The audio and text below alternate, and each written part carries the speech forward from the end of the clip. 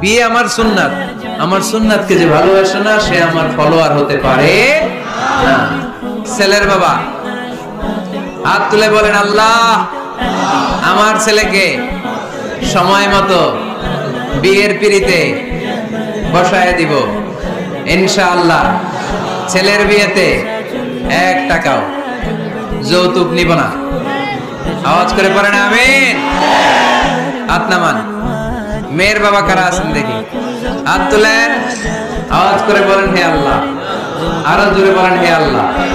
আপনাদের ভালো লাগতেছে না এটা? বলেন আল্লাহ আমার মেয়েকে সময় মতো ভালো পাত্রের হাতে তুলে দিব, সময় মতো বিয়ের ব্যবস্থা করব, তুমি তৌফিক দাও। মেয়ের বিয়েতে 1 টাকা যৌতুক দিব না। আওয়াজ করে পড়েন আমিন। হাত নামান। বিয়ে করো নাই কারা কারা? হাত তোলো।